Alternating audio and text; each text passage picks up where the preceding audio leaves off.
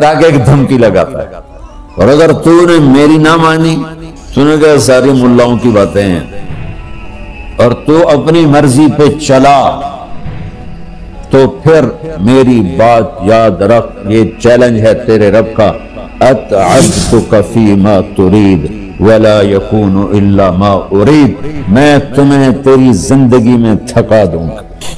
کہ جنہوں نے اتنے گناہ کیے ہیں کہ ان کا جسم گناہوں میں ڈوب گیا ہے، وہ نظر ہی نہیں آتا، صرف اوپر گناہ ہی گناہ نظر آ رہے ہیں، نافرمانیاں نظر آ رہی ہیں، ان کا اپنا وجود اس میں نظر ہی نہیں آ رہا۔ اللہ کہہ رہا ہے یا عبادی، اور تسی بھی میرے ہی ہو، آ جاؤ آ جاؤ۔ بتاؤ ایسے مہربان رب سے بغاوت کرنا ہے کوئی غیرت کی بات؟ چند روزہ زندگی کے پیچھے، چند ٹکوں کے پیچھے، چند پیسوں کے پیچھے، بھائیو اللہ ایک ذہن بناتا ہے کہ تم جہاں بھی ہو اللہ کی طاقت کے نیچے ہو، اللہ کے سائے کے نیچے ہو، اللہ کی قدرت سے باہر نہیں ہو۔ قل ارأيتم ان جعل الله عليكم الليل سرمدا الى يوم القيامة من اله غير الله ياتيكم بضياء افلا تسمعون، مجھے بتاؤ اگر میں رات کو کھڑا کر دوں، اللہ اکبر، اور سورج کو نکلنے نہ دوں، تو کوئی ہے جو رات ختم کر سکے، کوئی ہے جو سورج کو لا سکے؟ تو تمہاری زمین کا ٹیمپریچر اتنا مائنس میں جائے گا کہ تم سارے ہی برف بن جاؤ گے۔ پھر اللہ کہتا قل ارأیتم ان جعل اللہ علیکم النہار سرمدا الى یوم القیامہ من الہ غیر اللہ یاتیکم بلیل تسکنون فیہ افلا تبصرون، مجھے بتاؤ اگر میں دن کو کھڑا کر دوں، آسمان کے وسط میں سینٹر میں سورج کو کھڑا کر دوں، اسے ڈوبنے نہ دوں، کوئی ہے تیرے رب کے سوا جو اس کو لے جائے اور جا کے وہاں غروب کر دے؟ اس طرح اللہ ذہن سازی کرتا ہے۔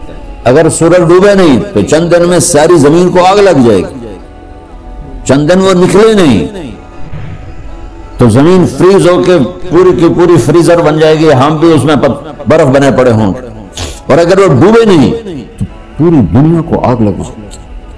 تو اللہ تعالیٰ اس طرح قرآن کی آیات اور واقعات سے بھائیو ایک ذہن بناتا ہے کہ یہاں وہ ہوتا ہے جو اللہ چاہتا ہے، اور تم کہتے ہو ساڈا بھی پورا ہوئے، تو آگے اللہ تعالیٰ ایک ڈیل کرتا ہے، کہتا ہے بڑا سوکھا کام ہے، کوئی مسئلہ ہی نہیں، فَإِن سَلَّمْتَ لِي فِي مَا أُرِيد، یہ میں نے جملہ ابھی نہیں پڑھا تھا، اب پڑھ رہا ہوں، فَإِن سَلَّمْتَ لِي فِي مَا أُرِيد كَفَيْتُكَ فِي مَا تُرِيد۔ میرے بندے تم گلاسگو میں، ڈنڈی میں، ایڈمبرا میں، مدرول میں رہتے ہو، یا مدینے میں، یا مکے میں، یا جدے میں، تم یہاں اس چند روزہ زندگی میں وہ کر دو جو میں چاہتا ہوں، یہاں وہ کر دو جو میں چاہتا ہوں، اس کے پیچھے نہ بھاگو جو تم چاہتے ہو، تم یہاں وہ کرو جو میں چاہتا ہوں، تو کیا ہوگا؟ کفیتک فی ما ترید، میں تیری ہر چاہت پوری کر دوں گا، تیری ہر چاہت پوری۔ یہی سے دیکھو ہم اپنی مرضی پوری کیوں کرتے ہیں؟ سیٹسفیکشن کے لیے، اور آج جیسی دنیا ڈپریشن کا شکار ہے کبھی نہیں ہوئی۔ ساری دنیا میں جو دوا سب سے زیادہ بک رہی ہے وہ ڈپریشن کی ہے، پوری دنیا، شاید افریقہ دے جنگل چھڑ کے پوری دنیا میں سب سے زیادہ جو دوا بک رہی ہے وہ ہے ڈپریشن کی۔ جب ہر چاہا پورا ہو رہا ہو پھر ڈپریشن کیوں ہے؟ کہ سسٹم اوپر سے چل رہا ہے، نیچے نہیں۔ کیا لطف انجمن کا جب دل ہی بجھ گیا ہو، اللہ دل کو کی خوشیاں نکال لے تو دنیا کی کوئی رونق اللہ کی قسم آپ کو خوشیاں نہیں دے سکتی، اور اللہ دل میں خوشیاں بھر دے تو موت کو بھی ہنستے ہوئے گلے لگاؤ۔ میرے نبی کے نواسے نے کربلا میں کس خوشی سے موت کو گلے لگائے، کس خوشی سے اولاد کو ذبح کروایا، کس خوشی سے سر کو نیزے پہ چڑھوایا. تو اللہ تعالیٰ ہم سے ایک ڈیل کرتا ہے فَإِن سَلَّمْتَ لِي فِي مَا أُرِيد. چند دن ہیں زندگی کے، اس میں وہ کر دو جو تیرا رب کہہ رہا ہے. اور اللہ کی قسم اللہ ہر وہ شے کہتا ہے جو میرے لیے مفید ہے، اور اللہ کی قسم اللہ ہر اس شے سے روکتا ہے جو میرے لیے نقصان دہ ہے. تو پھر اللہ کہتا ہے کفیتک فی ما ترید، جو چاہو گے کر دوں گا. یہیں سے شروع کر دوں. پھر آگے ایک دھمکی لگاتا ہے فَإِن لَمْ تُسَلِّمْ لِي فِي مَا أُرِيدُ. اور اگر تو نے میری نہ مانی، تو نے کہا ساری ملاؤں کی باتیں ہیں، اور تو اپنی مرضی پہ چلا، تو پھر میری بات یاد رکھ. یہ چیلنج ہے تیرے رب کا.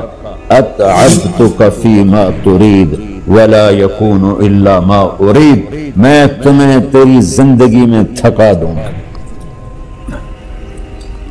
جس کو آج ڈپریشن کہتے ہیں. میں تجھے تیری زندگی میں تھکا دوں گا، تیری خواہشات پوری کر کے بھی تجھے رلا دوں گا، اور پھر آخر میں ہوگا وہ جو تیرا رب چاہتا ہے. تو اس تھوڑی سی زندگی میں کیوں نہیں وہ کر لیتے ہو جو وہ کہہ رہا ہے.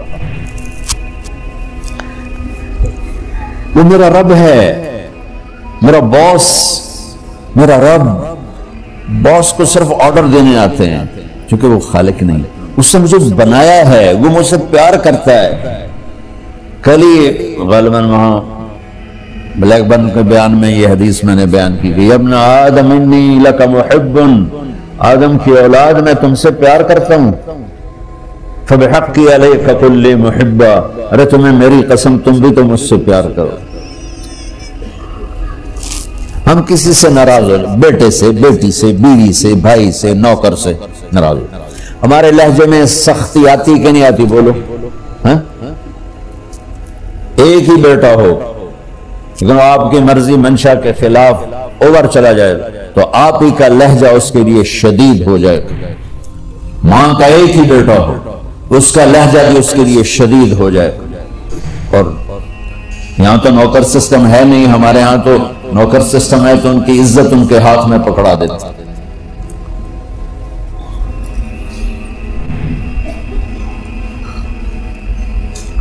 اللہ ہمارے ساتھ کیسے بات کرتا ہے؟ کس سے؟ نافرمانوں سے. جس آدمی کے پاس پاور ہے اور اس کے نیچے کچھ لوگ ہیں، جب اسے اپنے لوگوں میں کمی نظر آئے گی اور غلط کام کرتا دیکھیں گے، وہ ضرور روڈ ہو جائیں گے. ایسے کی تک 100 باری سمجھایا، پھر انہیں کران بہ جان دے. شرم کرو، کچھ مفتی روٹیاں کھان دے، مفتی تنخواہ لین دے. پوری دنیا میں یہی ہو رہا ہے. تھوڑے سے میں نے پنجابی لہجہ اختیار کر دیا، یہاں تھوڑا سا انگریزی میں مہذب طریقے سے ڈانٹ ڈپٹ ہو جاتی ہوگی، لیکن یہ نیچر ہے. میں قربان جاؤں، یہ سارا قرآن بھرا پڑا ہے. صرف ایک آیت آپ کو بتاتا ہوں. کیا اس کے بعد حق بنتا ہے کہ ہم اس کی نافرمانی کریں؟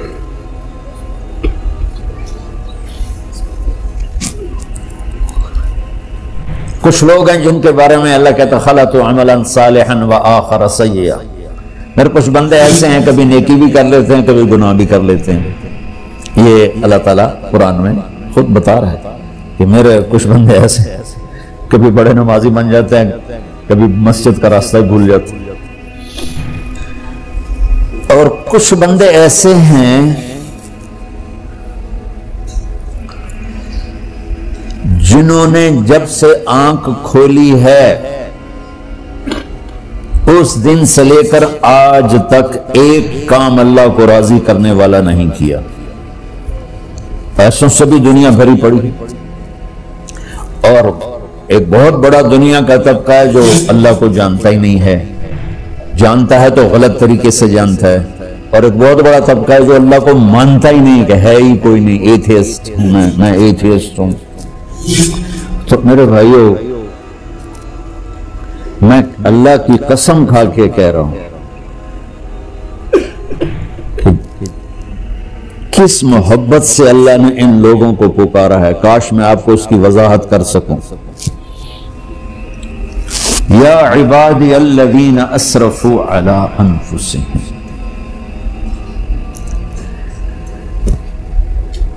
مجھے اپنے بیٹے پر بھی غصہ آتا ہے تو میں کہتا نکل جا، تو میری اولاد ہی نہیں ہے۔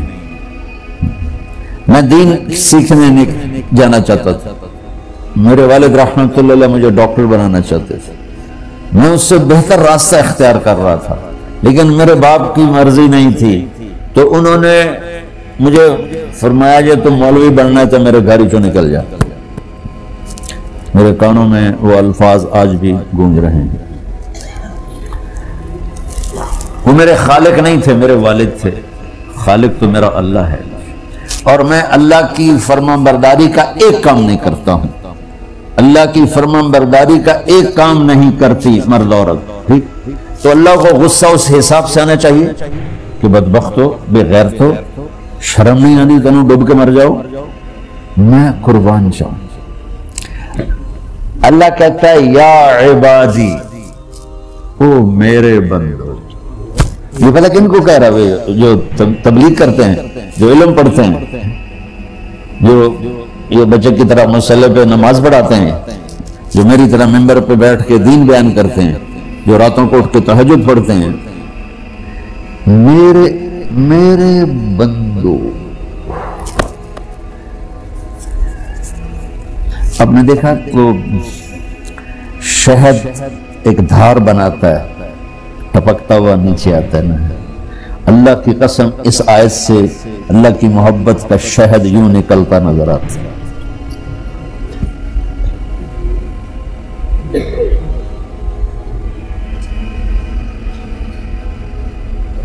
یا عبادی، اللہ کو کہنا تھا اے نافرمانو، کہنا یہ چاہیے تھا جو آگے لفظ میں بتاؤں گا نا، پھر آپ کو خود بخود میری بات واضح ہو جائے گی۔ اے نافرمانو، بے غیرتو، میرا اللہ کہہ رہا ہے یا عبادی، میرے بندو، یا عبادی، یہ بھی ایک لہجہ ہے نا، یا عبادی۔ او بھائی گل سنو، ایک لہجہ بھائی، سب حضرات توجہ فرمائیں، کتنا فرق پڑ گیا ہے۔ پہلے لہجے میں بدتمیزی تھی، دوسرے لہجے میں آپ سب کا احترام تھا۔ میرا رب تو بے نیاز ہے، اس سے ہماری کیا ضرورت ہے، سارے آسمان سجدے سے بھرے پڑے ہیں، فرشتے مقدے ہی نہیں۔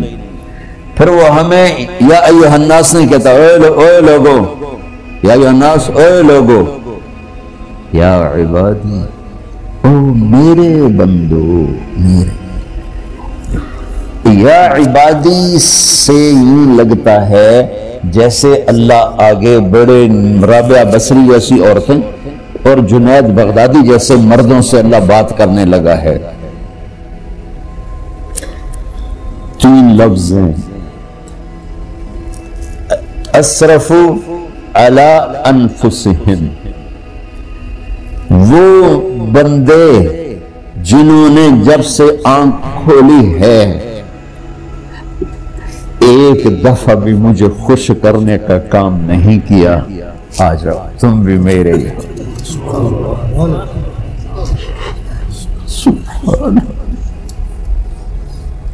اللہ نے ایسے باہیں پھیلا دی اپنی رحمت کی۔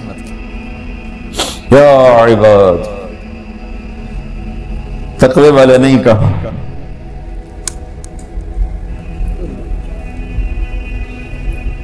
روزے والے نہیں کہا، پردے والی عورتوں کو نہیں کہا، حلال کمانے والے، تہجد پڑھنے والے، علم پڑھنے والے۔ اعلیٰ کا مطلب یہاں بہت طاقتور ہے، عربی کے حرفوں کا بھی مطلب ہوتا ہے، اعلیٰ کا یہاں مطلب ہے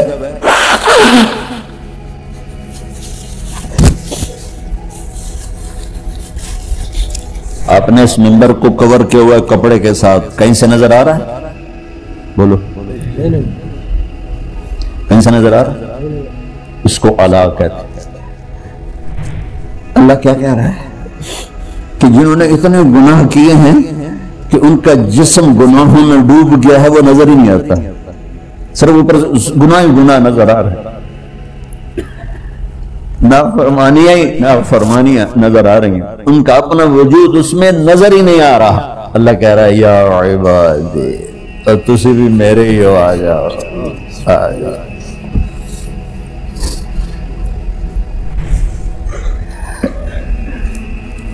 بتاؤ ایسے مہربان رب سے بغاوت کرنا ہے کوئی غیرت کی بات؟ چند روزہ زندگی کے پیچھے، چند ٹکوں کے پیچھے، چند پیسوں کے پیچھے،